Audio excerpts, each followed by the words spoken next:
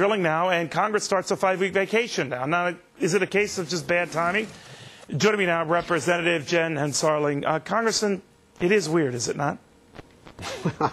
I would say it's fairly strange. I can tell you this much. The people in the 5th District of Texas that I represent, when they can't afford to go on their own vacation, they want to know why is Congress and Speaker Pelosi going on a 5-week vacation of their own. They're demanding some action, which is one of the reasons I got up at 4:30 this morning and flew in from Dallas to come back here and speak out and say, Speaker, at least allow us to vote. Well, how do you think, Congressman, that vote would go? If the vote were allowed, is it your thinking that Congress would approve the measures you like more drilling, that sort of thing? Well, Neil, first, the answer to your question is I think there's a reasonable chance that this thing could pass.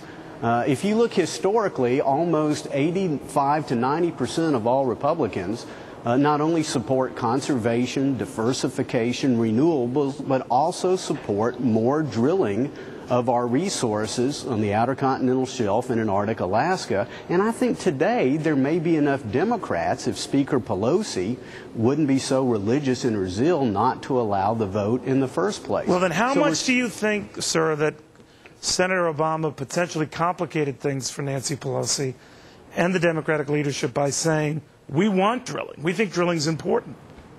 Well, I think Speaker Pelosi's having a bad day when Senator Obama does a 180-degree turn. And listen, I'm very glad he did a 180-degree turn. And at least he is saying, yes, supply makes a difference. And so we all look forward 15, 20 years from now when we have solar panels on our roof, off the grid, we're running around in hydrogen-powered cars. But today in America, people need gasoline to commute, to take an elderly parent to the hospital. Understood. But Congressman, the two sides, Republicans and Democrats, seem so far apart. Isn't the middle ground just acknowledging, as ironically in a way that Senator Obama did today, that yes, more drilling, but I'll drill if you promise me you're going to spearhead conservation efforts, if you're going to look at energy alternatives, and that part of the onus on Republicans now will be, yeah, we'll consider giving away these tax breaks to an oil industry that doesn't need them. I know you're from Texas,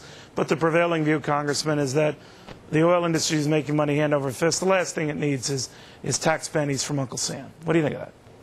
Well, one, even though I'm from Texas, I spent several years as an officer in a green electricity company promoting solar energy, promoting wind power.